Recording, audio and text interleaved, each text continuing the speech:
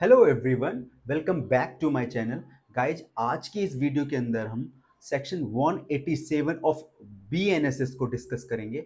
और जो previous CrPC में ये सेक्शन कहाँ पे था, सेक्शन 167 का एक कंपैरेटिव स्टडी करेंगे, कंपैरेटिव डिस्कस करेंगे प्रीवियस सीआरपीसी के सेक्शन 167 का और जो करंट का बीएनएसएस है 187 का एक कंपैरेटिव डिस्कस करेंगे। Right, so let's begin. जब हम गाइस 187 सेक्शन ऑफ बीएनएसएस की बात करते हैं तो वो प्रोसीजर बताता है कब आगे का प्रोसीजर क्या, when police investigation can not be completed in 24 hours. देखो, मैं बहुत बेसिक से आपको बताऊंगा कि ये सेक्शन का क्या रोल है और इसी के अंदर आप जुडिशियल कस्टडी के कॉन्सेप्ट को पढ़ेंगे, पुलिस कस्टडी के कॉन्सेप्ट को पढ़ेंगे ना। तो जो प्रीवियस सीआरपीसी था उसके साथ जुडिशियल कस्टडी और जो करंट का पुलिस कस्टडी का कंपैरिजन करेंगे, क्या चेंज किया है बीएनएसएस के अंदर। ओके, सो जब हम गाइज इस प्रोसीजर की बात करते हैं, 187 सेक्शन की बात करते हैं, तो देखो बहुत बेसिक से मैं आपको बता रहा हूँ कैसे ये पिक्चर में आता है। जब एक ऑफेंस कमिट हुआ कहीं पे, है ना, एक अपराध घटित हुआ, उस ऑफेंस की इंफॉर्मेशन दी गई पुलिस ऑफिसर को पुलिस स्टेशन जाके। तो जो एफआईआर जिसको हम बोलते हैं, वो एफआईआर दर्ज कराई उस पुलिस ने, वो जो officer in charge of the police station है, एसएचओ है, उसने वो आपकी एफआईआर दर्ज करी और उसके बाद वो इन्वेस्टिगेट करेगा मैटर को, ऑन द स्पॉट जाएगा। ऑन आप उसी को, किसी को सस्पेक्ट था, किसी पे संदेह था कि इसने ऑफेंस कमिट किया, पुलिस ने एक पर्सन को अरेस्ट कर लिया, उठा के ले आई पुलिस पुलिस स्टेशन में। ठीक है, उस पर्सन को उन्होंने क्या कर रखा है, पुलिस स्टेशन के अंदर रख रखा है ना, उससे पूछताछ कर रही है कि तुमने ऑफेंस किया है क्या नहीं, वो बता नहीं रहा, इन्फॉर्मेशन नहीं दे रहा है। तो जैसे 24 घंटे होने वाले हैं या 24 घंटे विद इन 24 आवर, 24 घंटे के अंदर अंदर उस पर्सन ने कुछ ऐसा सॉलिड इंफॉर्मेशन नहीं दी है, तो पुलिस वाले क्या करेंगे, नियरेस्ट मजिस्ट्रेट के पास उसको लेके जाएंगे, है ना। तो बताता है कि when investigation can not be completed in 24 hours, तो पुलिस ऑफिसर क्या करेगा उस पर्सन को। और देखो, जो भी एक जनरल डायरी होती है पुलिस स्टेशन के अंदर, उस डायरी के अंदर सब कुछ मेंशन, सब कुछ लिखा जाता है, सब कुछ मेंशन किया जाता है कि आज कौन सा, किसको अरेस्ट करके लेके आए, कौन कहाँ गया, कौन से पुलिस ऑफिसर किसको अरेस्ट करने गए, कौन से पुलिस ऑफिसर कहाँ, कांस्टेबल कहाँ गया, वो सारा कुछ उसके अंदर राइट डाउन करके लिखा जाता है।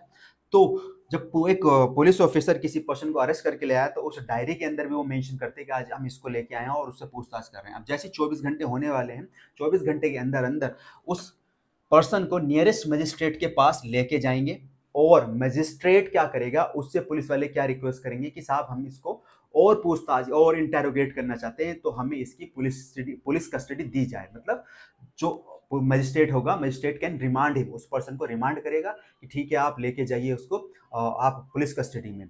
पुलिस कस्टडी क्या होती है, पुलिस कस्टडी का मतलब होता है गाइज, वो पुलिस स्टेशन के अंदर रखकर, जो लॉकअप होते हैं बने हुए, उसमें उसमें उसे रखकर उससे पूछताछ करती है।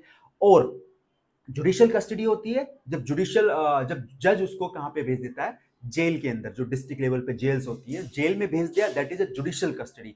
और जब पुलिस कस्टडी, जब वो पुलिस लॉकअप के अंदर, पुलिस स्टेशन के अंदर पुलिस उससे पूछताछ कर रही है। जुडिशियल कस्टडी में भी पुलिस, जो जुडिशियल कस्टडी दी है, जेल के अंदर भी इंटेरोगेशन रूम होते हैं, तो वहां पुलिस जाके भी इंटेरोगेट करती है एक्यूज को या जो उस पर्सन को। ठीक है, तो जो हम इस सेक्शन की बात कर रहे हैं, तो गाइस देखो कि जब 24 घंटे के अंदर इन्वेस्टिगेशन कंप्लीट नहीं हुई, तो जो सेक्शन 1 है, सबसेक्शन 187 का, 187 का subsection 1, whenever any person is arrested and detain in a custody, जब किसी पर्सन को अरेस्ट करके कस्टडी में डिटेन करके रखा जाता है, and it appears that the investigation can not be achieved, और लगता है कि जो इन्वेस्टिगेशन है वो कंप्लीट नहीं हुई है विद इन 24 आवर, इन 24 घंटे के अंदर जो इन्वेस्टिगेशन कंप्लीट नहीं हुई है, फिक्स्ड बाय सेक्शन 51। तो जो 24 घंटे की जो इन्वेस्टिगेशन का जो टाइम पीरियड फिक्स किया हुआ है, वो सेक्शन 58 ने फिक्स किया हुआ है बीएनएसएस के। और जो प्रीवियस सीआरपीसी था उसके अंदर ये जो फिक्स टाइम था 24 आवर, ये सेक्शन था 57 के अंदर। ठीक है, तो 58 बताता है कि 24 घंटे जो फिक्स है, विद इन उसमें अगर इन्वेस्टिगेशन कंप्लीट नहीं हुआ है तो, and there are ground of believing that the accusation or information is well founded, मतलब ग्राउंड है, बहुत सॉलिड आधार है कि जो इन्फॉर्मेशन, जो एक्यूजेशन लग रहे हैं उस पर्सन के ऊपर, और जो इन्फॉर्मेशन है बहुत वेल फाउंडेड, बहुत सॉलिड इन्फॉर्मेशन मिली है पुलिस को। The officer in charge of the police station, जो एसएचओ है, और police officer making the arrest, जो एक तो हो गया एसएचओ जो police in charge of the police station है, ऑफिस इंचार्ज, एक होता है आईओ जो इन्वेस्टिगेटिंग ऑफिसर होता है, जो इन्वेस्टिगेशन कर रहा है। If he is not below the rank of sub inspector, से नीचे का नहीं होना चाहिए वो, shall shall forthwith transmit to the nearest magistrate a copy, तो वो क्या करेगा, जो officer in charge of the police station है, या आईओ हो सकता है, ठीक है, इन्वेस्टिगेशन हो सकता, वो क्या करेगा गाइस, जो कॉपी, एक कॉपी है जिस डायरी में, जो जनरल डायरी में उन्होंने मेंशन करा था कि आज हम इस पर्सन को अरेस्ट करके लेके आए हैं, उसकी एक कॉपी और उस पर्सन को जिसको अरेस्ट करके लेके आए, उन दोनों को एक साथ क्या करेगा, जो नियरेस्ट मजिस्ट्रेट होंगे उसके पास प्रोड्यूस करेगा। फॉर क्या, फॉर कस्टडी के लिए, कि हमें इसको और फर्दर इन्वेस्टिगेट करना है, ठीक है। तो लिखा हुआ है आगे कि nearest magistrate a copy of the entries in the diary hereinafter specified relating to the case and shall at the same time forward, same time करा जाएगा। जब वो कॉपी दी जा रही है कि ये आज हमने इसको अरेस्ट करके लाए, तो उस पर्सन को भी पुलिस वाले क्या करेंगे, नियरेस्ट मजिस्ट्रेट के पास लेके जाएंगे। सब सेक्शन 2, सो सेक्शन 187 का सब सेक्शन 1 और सेक्शन 167 का sub section 1 all together same section है, कुछ चेंज नहीं है लैंग्वेज के अंदर। अब सब सेक्शन 2 में जहां पे उन्होंने चेंज किया है, ठीक है, वो मैं रीड करता हूं। The magistrate is whom an accused person is forwarded, जिस मैजिस्ट्रेट के पास उस एक्यूज पर्सन को फॉरवर्ड किया गया था, उसको भेजा गया था, अंडर दिस सेक्शन में इररेस्पेक्टिव, वर्ड याद रखना, irrespective of weather he has और हैज नो जुरिडिक्शन, उस मैजिस्ट्रेट के पास जुरिडिक्शन था या नहीं था, इट रियली डजंट मैटर, उस ट्राई करने के लिए ना, उसको ट्रायल करने के लिए उसके पास, उस मैजिस्ट्रेट के पास जुरिडिक्शन था नहीं था, इससे कोई फर्क नहीं पड़ता। उसको जो नियरेस्ट मैजिस्ट्रेट होगा वो रिमांड देने के लिए वो कॉम्पिटेंट है रिमांड देने के लिए। After taking into consideration whether such person has not been release, अब जो उस पर्सन को अरेस्ट करके लाए थे, या तो क्या हुआ, उस पर्सन को अभी क्या हुआ, बेल पे नहीं छोड़ा गया, रिलीज नहीं करा गया, या फिर उसकी जो बेल एप्लीकेशन लगाई थी 24 घंटे के अंदर लगाई होगी, वो उसकी बेल कैंसिल कर दी गई है ना। अथोराइज फ्रॉम, अब मजिस्ट्रेट साहब क्या कह रहे हैं कि मजिस्ट्रेट यहाँ पे authorise from time to time the detention of accused in such custody as such magistrate, तो मजिस्ट्रेट साहब उसको ऑथोराइज करेंगे टाइम टू टाइम उसकी कस्टडी और उसे डिटेन रखने के लिए, एक्यूज को कि कस्टडी में इसको डिटेन करके रखो। मैजिस्ट्रेट थिंक्स फिट, याद रखना ये उनका डिस्क्रिशन है, fit for a term not exceeding 15 days in a whole or in a part. तो जो यहां पे पहले 15 दिन की बात करी जा रही है गाइज, जो ये वर्ड है ना, यहां पे देखो उन्होंने चेंज किया है, for a term not exceeding 15 days, 15 दिन से ज्यादा की नहीं होगी, and that is a police custody, in whole or in part. जब आप पहला सीआरपीसी पढ़ोगे 167 सबसेक्शन 2 पढ़ोगे, तो वहां पे लिखा हुआ है ओनली होल वर्ड, कि 15 दिन एक बार में ही, इनिशियल 15 days आफ्टर द 24 घंटे के निकल जाने के बाद, जो 24 घंटे नियरेस्ट मजिस्ट्रेट, तो जो इनिशियल 15, जो पहले 15 दिन होते थे, जो magistrate that is a police custody के, पहले 15 दिन ही होते थे बस पुलिस कस्टडी में, पहले 15 दिन आप मान लो, बाद के जो वो दिन होंगे वो सब सारे दिन होंगे जुडिशियल कस्टडी के, पहले 15 दिन आपको पुलिस कस्टडी के पास थे। तो अब यहाँ पे होल की बात, जो प्रीवियस सीआरपीसी था उसमें कि आप एक ही बार में मांग लो अपने 15 दिन होल। अब इन्होंने क्या करा है कि आप 15 दिन तो मिलेंगे आपको, पुलिस कस्टडी की 15 दिन की बात हो रही है, लेकिन यहाँ पे होल सारे के सारे, या फिर पार्ट्स में आप 4 दिन मांग लो अपने स्टार्टिंग के, या फिर बाद के जो 11 दिन बचे वो बाद में मांग लो, होल और पार्ट्स। अब इन्होंने एक वर्ड और इन्होंने ऐड ऑन करी है line, at any time during the initial 40 days, जो स्टार्टिंग के, देखो टोटल जो पीरियड ऑफ डिटेंशन होता है ना 90 days होता है।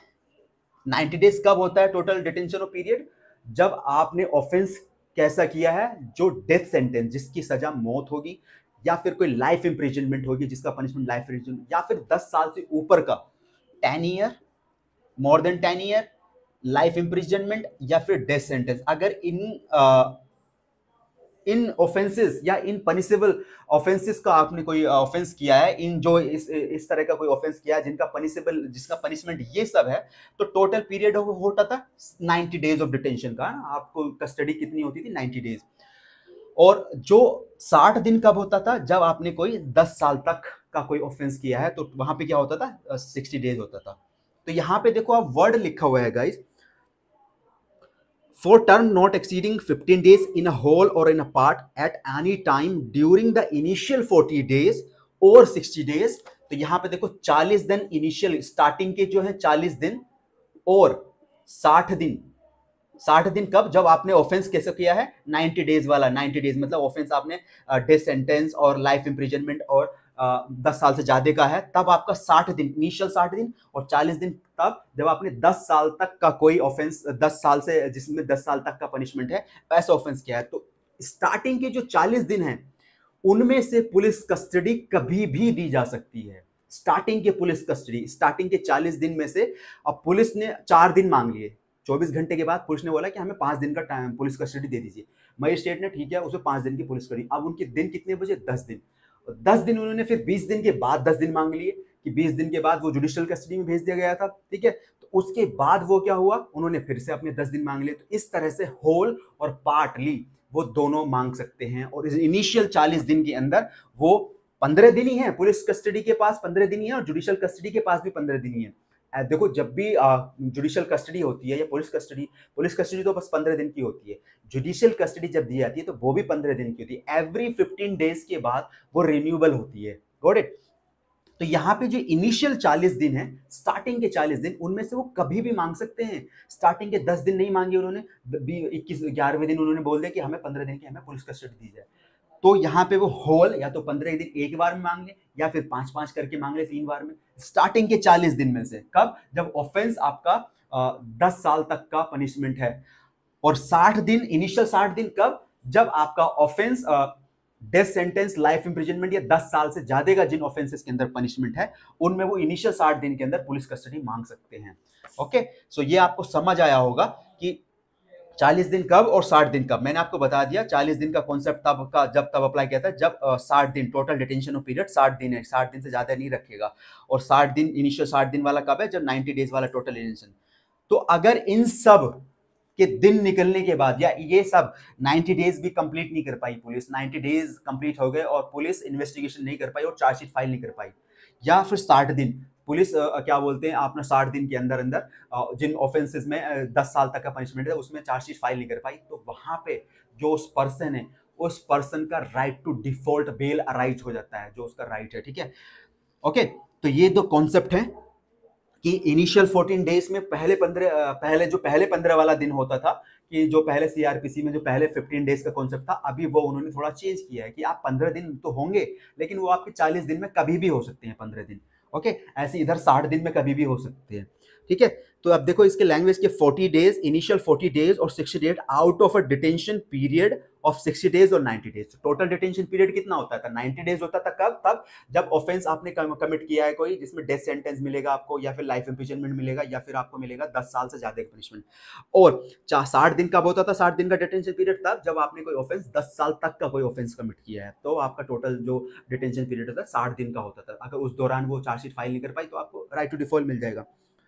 As the case may be as provided in subsection 3 and if has no jurisdiction, subsection 3 में जो प्रोविजन दिया गया है, and if he has no jurisdiction to try the case, अगर मैजिस्ट्रेट के पास उस केस को ट्राई करने का jurisdiction नहीं है, तो और commit it for trial, तो कमिट करेगा for trial and consider further in detention unnecessary, और कंसीडर करेगा क्या फर्दर डिटेंशन उसको वो अननेसेसरी है, देन उस कंडीशन में वो उसका ट्रायल नहीं, जिसके पास मजिस्ट्रेट के पास ना तो ट्रायल करने की पावर है और उसे लग रहा है कि जो डिटेंशन अगर मैं फर्दर डिटेंशन करूंगा तो वो अननेसेसरी होगा, तो वो मजिस्ट्रेट क्या करेगा? He may order the accused to be forwarded to a magistrate having such jurisdiction, तो उस मजिस्ट्रेट के पास वो उसको फॉरवर्ड कर देगा एक्यूज को, जिसके पास जुरिडिक्शन है उसे ट्राई करने का उस केस को और उसे रिमांड करने का, ठीक है। फर्दर अगर डिटेंशन की बात करेगा तो ये पूरा सबसेक्शन 2 है जो इन्होंने लैंग्वेज चेंज करी है। बाकी का जो रेस्ट ऑफ द सेक्शन है ऑल टुगेदर सेम है, कुछ उसमें चेंज नहीं, सब बस नंबर्स उन्होंने चेंज कर दिए। पहले 2A करके आप देखोगे 2C, अभी उन्होंने नंबर्स में डाल दिए। सबसेक्शन 3, सबसेक्शन 4, सबसेक्शन 5 में पूरा वो उसको प्रोविजो या उसको कोडिफाइड कर दिया है, ठीक है। अब सबसेक्शन 3 क्या कहता है कि magistrate may authorise the detention of the accused person beyond the period of 15 days. तो मैजिस्ट्रेट साहब क्या कर सकते हैं, जो ऑथोराइज हैं डिटेंशन करने के लिए एक्यूज को, बियॉन्ड जब 15 दिन गुजर गए हैं, if he is satisfied that adequate, कोई पर्याप्त adequate ground exist for doing so, उन्हें करने के उनको लगता है मैजिस्ट्रेट साहब को कि यहाँ कोई प्रॉपर एक ग्राउंड है जिससे कि उसकी जो डिटेंशन है वो एक्सटेंड करा जाए, then so what no magistrate shall authorize the detention of accused person in custody under the subsection for total period. तो कोई भी मजिस्ट्रेट जो टोटल टाइम दिया हुआ है उससे ज्यादा ऑथोराइज नहीं करेगा डिटेंशन। और टोटल टाइम कितना दिया हुआ है? 90 डेज दिया हुआ है और 60 डेज दिया हुआ है। 90 डेज कब? जब आपने ऑफेंस कोई डेथ सेंटेंस, लाइफ इम्प्रिजनमेंट 10 साल से ज्यादा का जिनमें पनिशमेंट है वो अगर ऑफेंस कमिट किया गया तो टोटल डिटेंशन पीरियड कितना होगा? 90 डेज होगा। और 60 डेज कब होगा? जब आपने 10 साल तक का कोई ऑफेंस कमिट करा है। ठीक है, तो ये पूरे सेक्शन है। मैंने आपको पुलिस कस्टडी बताया। पुलिस कस्टडी में क्या होती है? पुलिस अपने जो लॉकअप होते हैं पुलिस स्टेशन के अंदर रख कर उन्हें पूछताछ करती है और मार पिटाई करके, जैसे भी वो नॉर्मल एक प्रजम्पशन है सोसाइटी के अंदर के, पुलिस मारपीट करके उनके स्टेटमेंट रिकॉर्ड करती है। ठीक है, और जो जुडिशियल कस्टडी होती है, जब जुडिशियल कस्टडी जब जेल में भेज दिया जाता है एक्यूज को ना, पुलिस मजिस्ट्रेट क्या करते हैं, और एक्यूज बोल रहे हैं अपनी तरफ से कि मुझे थ्रेट है, मुझे ऐसा बहुत डर है कि पुलिस वाले मेरे को मारेंगे, तो मजिस्ट्रेट साहब उसको कंसिडर करते हुए कि हाँ ठीक है, अगर तुम्हें थ्रेट लग रहा है पुलिस स्टेशन में जाने में तो ठीक है, तुम जुडिशियल कस्टडी में, उसको जुडिशियल कस्टडी में भेज देते हैं। ठीक है, जुडिशियल कस्टडी मतलब जेल में भेज देते हैं। जेल जो डिस्ट्रिक्ट लेवल पे जेल होती है वहाँ पे पुलिस वाले जाते हैं, उनसे इंटेरोगेट करते हैं, जो भी आईओ होता है, इन्वेस्टिगेशन ऑफिसर होता है, वो करता है। आई होप पूरा का पूरा आपको सेक्शन समझ आया होगा, 14 डेज और 60 डेज का जो कॉन्सेप्ट वो भी समझ आया होगा। ठीक है, सो ये पूरा का पूरा कॉन्सेप्ट है जो आप पढ़ोगे। बाकी ऑल टुगेदर सेम सेक्शन है, चेंज नहीं हुआ है। बस ये एक चेंज था जो आजकल काफ़ी लोग बात भी कर रहे हैं कि कितनी कस्टडी बढ़ गई है, जुडिशियल कस्टडी में कितना हो गया। बाकी जो पुलिस कस्टडी बस ये है 15 दिन की ही होगी और 15 दिन का ही जुडिशियल कस्टडी होगा। पर जुडिशियल कस्टडी रिन्यूअल होती रहती है, लेकिन पुलिस कस्टडी क्या हो गया कि अभी वो कभी भी मांग सकते हैं, अपने इनिशियल 40 दिन में से 15 दिन कभी भी मांग सकते हैं, होल और पार्ट, एक बार में मांग ले 15 दिन या पार्ट पार्ट करके मांग ले, 5-5 दिन करके मांग ले। सो सेक्शन आपको समझ आया होगा। बाकी हम जितने भी फर्दर सेक्शन हैं जो चेंज हुए हैं मैं उनको डिस्कस करूंगा आप लोगों के साथ। और गाइज अगर वीडियो इन्फॉर्मेटिव लगती है तो आप चैनल को सब्सक्राइब कर लेना। Thank you.